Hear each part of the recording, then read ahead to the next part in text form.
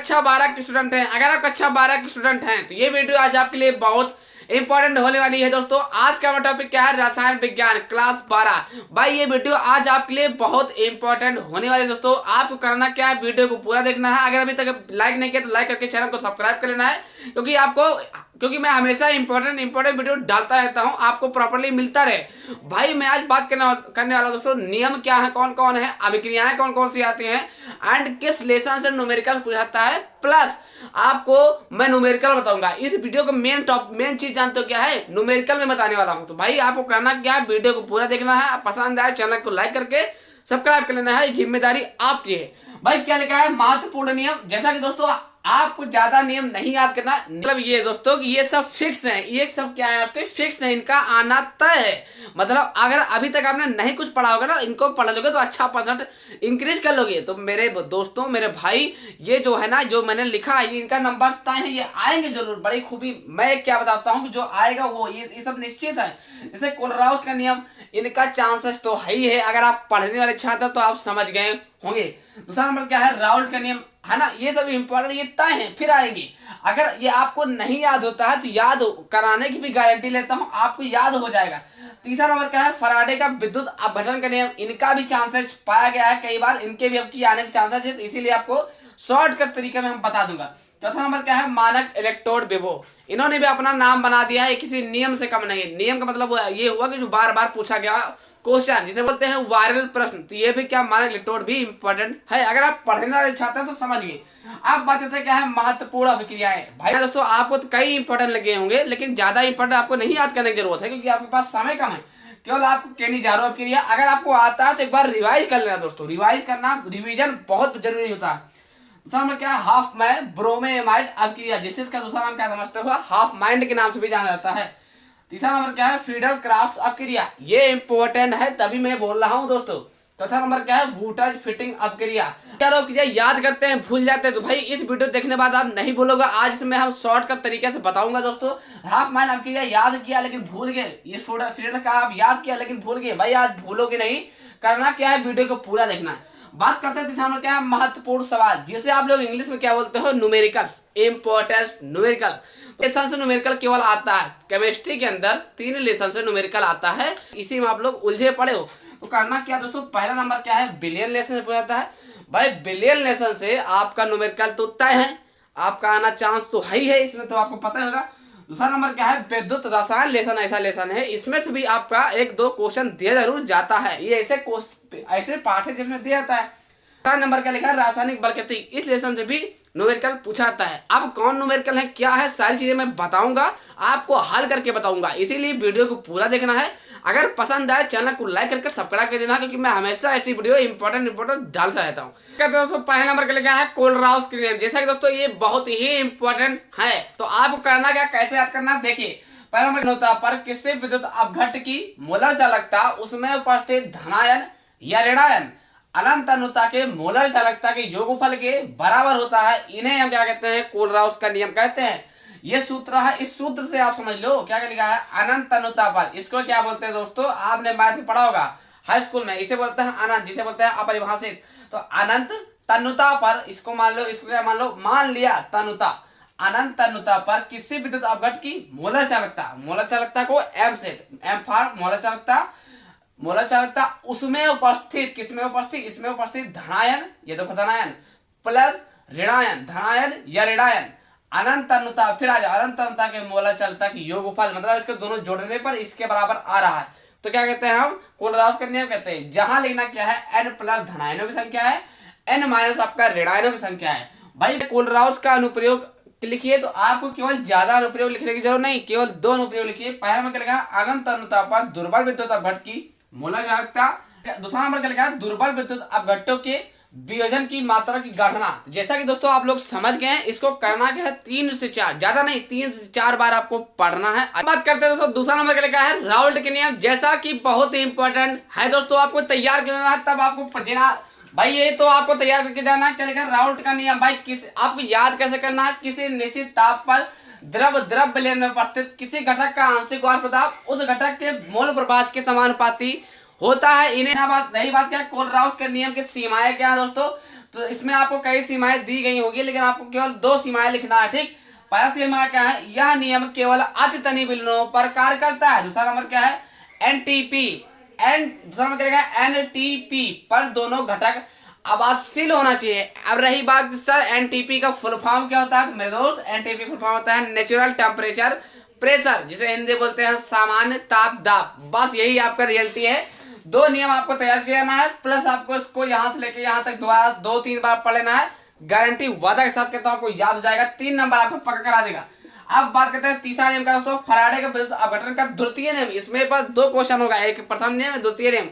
हालांकि देखा जाए तो दोनों याद कर लेना, मैं आपको इसलिए बता रहा हूँ द्वितीय नियम क्योंकि भाई ये द्वितीय नियम ज्यादा पूछा गया है, प्रथम नियम उतना नहीं पूछा गया, लेकिन द्वितीय नियम पूछा गया कई बार आ चुका है।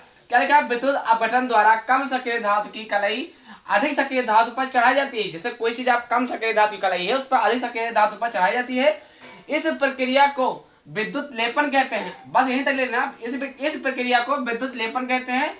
धातु की होने वाली अवांछनीय संरक्षण क्रिया को विद्युत लेपन द्वारा रोका जाता है। ठीक, इतना लिखने के बाद आपको लिखना होगा उदाहरण एग्जाम्पल दोस्तों। ठीक, क्या लिखना है, लोहे की चादर पर जिंक या टीन का लेप किया जाता है। भाई लोहे का कोई चादर उस पर जिंक का या टीन का लेप किया जाता है, क्योंकि जिंक या टीन की सक्रियता लोहे से कम होती है। बस आपको इतना लिखना है। मुझे पता है ये वाला थोड़ा कठिन है, बट आपको पढ़ना है तो भाई पेपर देना तो अच्छे से पढ़ना है। तो नंबर कोलराउस के लिए बहुत इंपॉर्टेंट है। एंड इसके बाद आने वाला क्या है, मानक इलेक्ट्रोड विभव। तो भाई जैसा कि इसको भी तैयार कर लेना, क्यों आपको जहाँ 56 हुआ गप्पर आपको पता है ना, इसीलिए तैयार कर लेना है। अब हम बात करते हैं चौथा नंबर क्या है, मानक इलेक्ट्रोड विभव। भाई वेरी वेरी मोस्ट इंपॉर्टेंट है। भाई इसी तरीके से वीडियो पाने रहने के लिए चैनल को सब्सक्राइब कर लेना, क्योंकि मैं हमेशा इंपॉर्टेंट वीडियो डालता हूँ। तो भाई मानक इलेक्ट्रोड विभव, भाई मानक इलेक्ट्रोड विभव बहुत ही इंपॉर्टेंट है। जैसा कि आप लोग जानते होंगे, लिखना है आसान तरीके। क्या लिखना है, जब किसी धातु की क्षण 25 डिग्री सेल्सियस पर धातु के लवण की विलयन में डुबाया जाता है, तो धातु और विलयन, क्या लिखा है, धातु और विलयन के बीच जो विभवांतर उत्पन्न होता है उन्हें मानक इलेक्ट्रोड विभव कहते हैं। भाई इसे आप 2 से 3 बार पढ़िए, गारंटी लेता हूँ आपको याद हो ही जाएगा। इसे ई नॉट से प्रदर्शित करते हैं, ई से नहीं ई नॉट से प्रदर्शित करते हैं, जो कि इसका सूत्र क्या होता है, ई बराबर ई नॉट माइनस 2.303 RT बटे NF log 10 1/m के घात n प्लस। बस इतना ही करना है, कुछ ज्यादा आपको नहीं करना है। आपको 2 से 3 बार पढ़ना है, मानक इलेक्ट्रोड विभव आपको याद हो जाएगा। तो भाई जैसा कि ये बहुत इंपॉर्टेंट है। अब हम बात करते हैं महत्वपूर्ण अभिक्रिया के अंतर्गत। पहला नंबर क्या लिखा है, केनिजारोव क्रिया। जैसा कि ये बहुत इंपॉर्टेंट है आपके परीक्षा की दृष्टि से दोस्तों, तो आपको करना क्या है, इसको तुरंत अभी इसी वक्त तैयार कर लीजिए। केनिजारोव क्रिया से आप क्या समझते हो, क्या लिखोगे, उन एल्डिहाइडों के 2 अणु जिनमें अल्फा हाइड्रोजन परमाणु नहीं होते हैं, कास्टिक क्षारों के सांद्र विलयनों के साथ क्रिया कराने पर एल्डिहाइड का एक अणु एल्कोहल में अपचयी तथा दूसरा अणु अम्ल में ऑक्सीकृत हो जाता है। इस अभिक्रिया को केनिजारोव क्रिया कहते हैं। इतना कष्टी में आपका दोस्तों परिभाषा सही हो चाहे ना हो, लेकिन आपका जो रासायनिक समीकरण देते हो ना वो सही होना चाहिए। और क्या लिखा है, 2HCHO प्लस NaOH से आपका क्या है, CH3OH प्लस HCOONA। बस इसको आपका सही होना चाहिए, इसका नंबर मिलता है दोस्तों। समीकरण अगर आपका केमिस्ट्री में सही है तो आपका भाई इसका नंबर बढ़ जाता है, इससे ये आपका फायदा है। तो दोस्तों 2 से 3 बार पढ़ना है, ज्यादा से ज्यादा आपको पढ़ना है, क्योंकि केनिजारोव क्रिया बहुत ही इंपॉर्टेंट है। अगर चाहते तो आपको पता चल गया होगा कि ये बंदा सही बोल रहा है। भाई केनिजारोव क्रिया बहुत ही इंपॉर्टेंट है। अब बात करते हैं दूसरा अभिक्रिया क्या है, वो भी इंपॉर्टेंट होगा, जिसका नाम है हाफमैन। तो करना क्या है, देखते रहना है। करते हैं दूसरा नंबर लिखा है हाफमैन ब्रोमेएमाइड अभिक्रिया, जिसका दूसरा नाम क्या जानते हो, हाफमाइंड के नाम से भी जाना जाता है। ये बहुत ही इंपॉर्टेंट होने वाला है। क्या है, एलिफेटिक या एरोमेटिक एसिड एमाइड द्रव ब्रोमीन के साथ कास्टिक पोटास के जलीय विलयन की उपस्थिति में अभिक्रिया करके प्राथमिक एमीन 1C से कम का बनाते हो, तो यह अभिक्रिया हाफमैन ब्रोमेएमाइड अभिक्रिया कहलाती है। करना क्या है, इसे आप 2 से 3-4 बार पढ़ लेने ला है, मैं गारंटी कहता हूँ आपके दिमाग में छप जाएगा। उसका एग्जाम्पल क्या है दोस्तों, एग्जाम्पल क्या है, -CONH2 से आपका Br2 प्लस KOH की उपस्थिति में -NH2 एमीन है ना, एमाइड। इसको हम माइनस के नाम से जानते हैं ताकि याद हो जाए। ठीक, आपको हाफमैन अभिक्रिया आता है, मान लिया हाफमैन अभिक्रिया नहीं भी आता है ना, और उसके साथ दूसरा आ गया है जो आपको नहीं याद है, तो भाई इसको ही लिख दो, है ना, कोई चल जाएगा, है ना, इसको ही लिख देना है। लेकिन आपको ये हाफमैन अभिक्रिया आप याद करके जाते हो, आपको ये नहीं आता है, तो आपको करना क्या दोस्तों, इसको नहीं लिखना है, केवल इसको आप ना लिखिए, बाकी जो ऊपर लिखा है ना नीले पेन से उसको आपको लिख देना है। 110% नंबर आपको मिल जाएगा। यहाँ 3 नंबर होगा, वहाँ 2 नंबर 1 नंबर तो पक्का आपके हाथ में है ही है, मतलब खाली नहीं छोड़ना है। तीसरा नंबर फ्रीडल क्राफ्ट आप क्रिया, जैसा कि ये बहुत इंपॉर्टेंट है, कभी कभी ये भी आ जाता है। क्या करना है आपको, फ्रीडल क्राफ्ट ऑफ क्रिया, तो भाई आप इसको कैसे याद करोगे, ये कभी कभी पूछा जाता है। तो क्या करना है, जब किसी एरोमेटिक कंपाउंड को या किसी बेंजीन में मेथिल क्लोराइड के साथ निर्जल AlCl3 की उपस्थिति में गर्म करते हैं ना, तो टालोइन प्राप्त होता है, टालोइन बनता है। इसे फ्रीडल क्राफ्ट अपक्रिया कहते हैं। मैं गारंटी में वादा के साथ कह सकता हूं, आपको 3 से 4 बार पढ़ना है भाई, ये इंपॉर्टेंट है, इसीलिए बोल रहा हूं, आपको याद हो ही जाएगा। एग्जाम्पल क्या है, ये बेंजीन बनाना है, ऊपर H लिखना है प्लस CH3। आप देखो ये क्या हो जाएगा दोस्तों, ये आपका मेथिल हो गया ना, मेथिल क्लोराइड है ना, वहां से आपको इसको आप देख करके वहां से बना सकते हैं। तो क्या लिखा है, से Cl निर्जल AlCl3 की उपस्थिति में, निर्जल AlCl3 की उपस्थिति में गर्म करके टालोइन प्राप्त होता है ना, टालोइन बनता है, प्राप्त होता है, प्लस HCl लिख देना है, टालोइन की चिन्ह बना के प्लस HCl लिख देना है। बस आपको इतना करना है, कोई ज्यादा दिक्कत नहीं होनी चाहिए। तो भाई आपको स्क्रीनशॉट लेना है तो स्क्रीनशॉट ले लीजिए। जैसा कि दोस्तों आप लोग स्क्रीनशॉट ले लिया होगा। अगर पाने रहने के लिए करना क्या, अगर इसी तरह के वीडियो पाने रहने के लिए करना क्या है, चैनल को सब्सक्राइब कर लेना है, और वीडियो पसंद आए तो लाइक कर देना है। अब हम बात करते हैं चौथा नियम क्या है, जैसा कि वो भी इंपॉर्टेंट है अभिक्रिया में। हम बात करें चौथा नंबर क्या है, वुटज फिटिंग अपक्रिया, जैसा कि ये भी इंपॉर्टेंट है। अगर आप पढ़ने वाले चाहते हो तो आपको पता ही होगा भाई, इंपॉर्टेंट तो है ही है। क्या करना है, कैसे याद करना है, अगर अभी तक नहीं याद तो आपको याद कर लेना है। अगर आपको याद हो तो अच्छी बात, रिविजन भी कर लेना है। क्या लिखा है, क्लोरोबेंजीन की अभिक्रिया मेथिल क्लोराइड तथा सोडियम के साथ ईथर की उपस्थिति में कराने पर टालोइन प्राप्त होता है।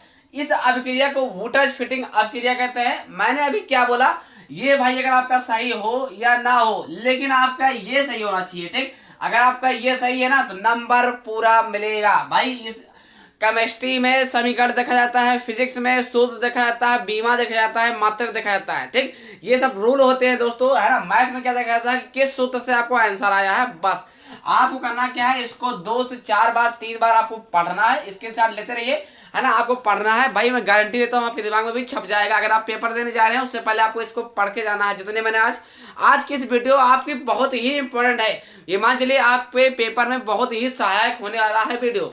तो अगले महत्वपूर्ण न्यूमेरिकल, तो करना क्या है, देखते रहना है। इसी तरीके से वीडियो पाने रहने के लिए चैनल को सब्सक्राइब कर लेना है भाई। आज मैं बात करने वाला हूँ क्या, तो अब हम इंपॉर्टेंट न्यूमेरिकल, तो करना है क्या, आपको देखते रहना है। बात करते हैं भाई न्यूमेरिकल की बात करने वाले हैं। तो पहला नंबर क्या लिखा है, जैसा कि आपको देखते रहना क्या लिखा है। पहला नंबर सवाल लिखा है, 12 ग्राम ग्लूकोज को 100 ग्राम जल में घोलने पर विलयन का क्वथनांक 100.34 डिग्री सेल्सियस पाया गया। ग्लूकोज के मोलर उन्नयन स्थिरांक की गणना कीजिए। भाई C बराबर 12, O बराबर 16, H बराबर 1। आपको क्या वहां पर दिया रहेगा, हाँ दिया रहेगा, वहां पर भी पेपर में भी आपको ये इतना लिखा रहेगा, ठीक। आपका दोस्तों ये सूत्र है, विलय का भार क्या होता है, मतलब छोटे W लिखना है बराबर 12 ग्राम, विलायक का भार क्या हो जाएगा, बड़े W से बराबर कौन लिखा है 100 ग्राम। अब रही बात अणुभार, हमें नहीं पता तो भाई अणुभार आपको निकालना पड़ेगा, अणुभार आपको निकालना आना चाहिए। तो ग्लूकोज का अणुभार निकाल दीजिए बस, है।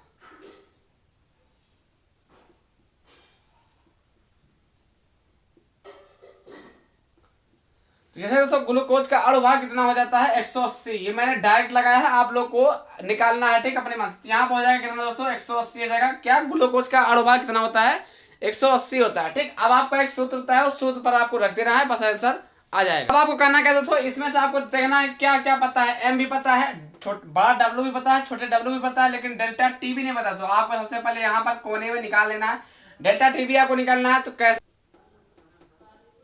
ऐसा दोस्तों, डेल्टा T भी आपको निकालने के लिए क्या आता है TS माइनस TQ। तो भाई TS कितना है दोस्तों, TS आपका लिखा है 100.34, माइनस लगा दिया, फिर कह रहा है T0 कितना है दोस्तों 100। अब आप अगर इसको घटाते हो तो 0.34 आ जाएगा, क्या आ जाएगा डेल्टा TB, ठीक दोस्तों। जैसा आपका डेल्टा TB का मान कितना निकला भाई, है ना 0.34, डेल्टा TB का मान कितना 0.34। अब आपको उस सूत्र पर रख देना है, बस आपका आंसर KB का मान निकले है। तो भाई आपको करना क्या है, KB बराबर कर देना, ठीक। डेल्टा TB का मान कितना है दोस्तों 0.34 गुणे बड़े वाले M का मान कितना है दोस्तों 180, जिससे क्या बोलते हैं अणुभार। बड़ा W का मान कितना है दोस्तों 100 लिखा है, 100 कर दिया। नीचे कितना लिखा दोस्तों 1000 कर दिया। गुणे छोटे W का मान कितना भाई 12। तो यहाँ पर आपको ध्यान से ये देखना है, तो करना क्या है, एक 0 से 1 कैंसिल, एक 0 से 1 कैंसिल, एक 0 से 1 कैंसिल, कितना बचा दोस्तों 0.34 गुणे 18 बटे नीचे कितना बचेगा 12। देखिए 2 छंग होता है 12, 3 छंग 18, ठीक। और इधर क्या आ जाएगा 17 दूना 34। जैसा कि दोस्तों केबी का मान क्या जाएगा, आपको केबी का मान हो जाएगा भाई 0.17 गुणे 3, ठीक। केबी बराबर कितना हो जाएगा भाई 0.17, यहाँ होता है 51। केबी बराबर कितना हो जाएगा 0.51, ठीक, डिग्री सेल्सियस हो जाएगा। यही आपका आंसर, बस इतना ही करना है भाई। आपका यहाँ से 4 नंबर 5 नंबर पक्का हो जाएगा। आपका केबी का मान कितना है 0.51 डिग्री सेल्सियस मोलर। बस आपका यही करना है, आपका यहाँ से 3 नंबर पक्का। अब हम बात करने वाले दोस्तों दूसरा नंबर करना। हम बात करें दूसरा नंबर सवाल क्या है, ये भी आपका इंपॉर्टेंट सवाल है। तो आपको करना क्या है, क्या लिखा 7.5 ग्राम पदार्थ को 75 ग्राम जल में घोलने पर हिमांक में 1.2 डिग्री सेल्सियस की कमी हुई। पदार्थ का अणुभार ज्ञात कीजिए। जैसा कि जल का मोलर आण्विक स्थिरांक K बराबर 1.86 डिग्री सेल्सियस दिया रहेगा आपको, यह आपको वहां पर दिया रहेगा। तो आपको अणुभार ज्ञात करना है। अणुभार निकालने के लिए सूत्र क्या होता है, किसमें इसमें क्या होता है दोस्तों, यहाँ आपको लिखना होगा m बराबर। तो आपका अणुभार का सूत्र कहता है m बराबर 1000 गुणे kf गुणे w छोटा वाला बटे डेल्टा tf गुणे बड़ा वाला w, ठीक। यहाँ पर आपका 2 w है इसलिए छोटा बड़ा समझ लेना भाई। 1000 आपको ऊपर ही कर दिया, ठीक। अब क्या लिखा है kf का मान कितना है, ये आपको ऑलरेडी दिया गया है 1.86 गुणे छोटे w का मान कितना है दोस्तों, आपको पता होना चाहिए 7.5 लिखा है। नीचे नीचे क्या लिखा है डेल्टा tf का मान कितना है, तो भाई 1.2 जैसा कि आप लोग देख रहे हैं। बड़े डब्ल्यू का मान कितना है 75, ठीक। अब आप ये पॉइंट नीचे हो गया 10, 75 से 75 कैंसिल, 0 से 0 आपका कैंसिल, ठीक। अब आपको क्या हो जाएगा दोस्तों 100 गुणे 1.86, नीचे क्या लिखा है 1.2, ये हटाओगे जैसे तो उनसे नीचे 2 जीरो लग जाएगा। अब आपको पता होना चाहिए जैसे नीचे 2 जीरो लगा तो भाई 2 जीरो से 2 जीरो यहाँ पर कैंसिल, तो क्या हो जाएगा दोस्तों m बराबर आपका क्या हो जाएगा, m बराबर आपका हो जाएगा 186 बटे 1.2। भाई ये जैसे पॉइंट हटाओगे यहाँ पे 0, तो पॉइंट हटाया है 0 बढ़ाया है, तो m का मान कितना आएगा 1860 बटे 12। तो अगर आपको इसको दोस्तों हल करते हो तो इसका आंसर कितना, अब इसको अगर आप भाग करके हल करते हो तो m बराबर कितना आ जाएगा 155 ग्राम प्रति मोल। बस आपका यही आंसर रहा, समय ना होने के कारण इसको हल नहीं किया। तो अब हम बात करने लगे तीसरा नंबर सवाल। तीसरा नंबर सवाल भी आपका इंपॉर्टेंट है। तो करना क्या है दोस्तों, क्या लिखा, गन्ने के शक्कर की 1.17 ग्राम को 25 ग्राम जल में घोलने पर विलायक का क्वथनांक 0.017 डिग्री सेल्सियस पर बढ़ जाता है। तो विलायक का अणु उन्नयन स्थिरांक क्या होगा। गन्ने का अणु भार आपको दिया रहेगा 342, अगर चीनी का रहेगा तो चीनी का भार मतलब दिया जरूर रहेगा अणु भार, ठीक। छोटा डब्ल्यू कौन होगा, जो सबसे पहले लिखा रहेगा। सबसे पहले क्या है 1.17 ग्राम, तो ये क्या रहेगा दोस्तों छोटा डब्ल्यू रहेगा। बात किया डेल्टा टी क्या है, डेल्टा टी जो डिग्री सेल्सियस में हो उसे ही बोलते हैं, 0.017 हो गया, ठीक। यहाँ पर डिग्री सेल्सियस लगा देना। अब बड़ा डब्ल्यू कौन होगा, जिसका मान ज्यादा होगा मतलब 25 ग्राम। अब इस सूत्र पर आपको रख देना है, ठीक दोस्तों। तो के बराबर, जैसा कि आपको सूत्र पता है, के बराबर सूत्र क्या है m गुणे डेल्टा टी गुणे w बटे 100 गुणे इंटू w, ठीक। दोस्तों तो 342 है, m मतलब अणु भार, ठीक, गुणे डेल्टा टी का मतलब कितना है दोस्तों 0.017 हो जाएगा, और w बड़ा वाला कितना है दोस्तों 25। भाई नीचे कितना लिखा है आपका 100 लिखा है, आप कह रहा है इंटू मतलब गुण हो जाएगा। डब्ल्यू कितना क्या दोस्तों 1.17। तो करना क्या है आपको दोस्तों, यहाँ पर जब पॉइंट यहाँ पर पॉइंट हटेगा यहाँ पर आपका 2 जीरो हो जाएगा। अब आपको पता चाहिए 2 जीरो से 2 जीरो कैंसिल, ठीक। तो बचा क्या दोस्तों 342 गुणे 0.017 गुणे क्या हो जाएगा आपका 25। तो भाई नीचे क्या बचेगा 117, किसका आया के के बराबर। तो अगर आप हल करते हो तो के का मान कितना आएगा भाई 1.24 के, ठीक। के का मान कितना है 1.24 के किलो। मेरे पास समय ना होने का इसको हल नहीं किया, इसको आप हल करना इसके लिए समझ जाते हैं। लेकिन के का मान कितना आ जाएगा दोस्तों 1.24 के किलोग्राम प्रति मोल, यही आपका आंसर, ठीक। जैसा कि आप लोग समझ गए हैं, अब हम बात करने वाला हूँ चौथा नंबर सवाल, जैसा कि वो भी इंपॉर्टेंट होगा। अब बात करते हैं दोस्तों चौथा नंबर सवाल क्या है। चौथा नंबर सवाल जैसा कि दोस्तों बहुत ही इंपॉर्टेंट है, आपको करना क्या है, इसको ध्यान से पढ़ करके लगा जरूर लेना। क्या लिखा भाई, निम्नलिखित सेल के विद्युत वाहक बल का गणना कीजिए, CO बटे CO डबल पॉजिटिव 1m, ये सब जो सब आपका लिखा है समझते हैं। यहाँ पर मेन यहाँ पर होता है ई एनोड का मान कितना दोस्तों CO डबल पॉजिटिव, फिर क्या है बटे CO बराबर क्या लिखा है प्लस 0.34 वोल्ट है ना। ई नोट भी क्या लिखा है Ag पॉजिटिव बटे Ag बराबर प्लस 0.80 वोल्ट। अब इसका दोस्तों एक सूत्र होता है ई सेल बराबर कितना होता है दोस्तों, पहले आपको सूत्र याद होना चाहिए। ई सेल बराबर होता है ई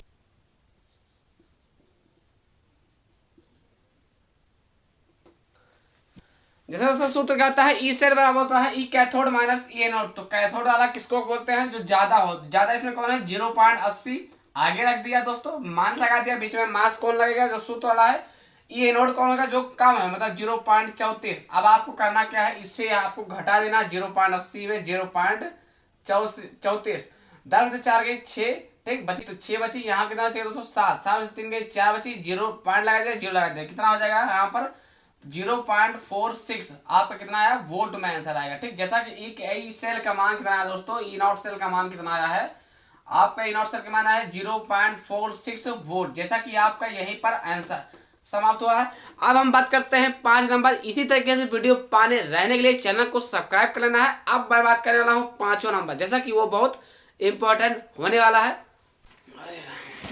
5 नंबर सवाल क्या है, जैसा कि बहुत इंपॉर्टेंट है भाई। 5 नंबर सवाल क्या लिखा है, प्रथम कोट की एक अभिक्रिया में 50 सेकंड में पदार्थ की सांद्रता प्रारंभिक सांद्रता की आधी रह जाती है, तो इसके वेग इस तरह की गणना कीजिए।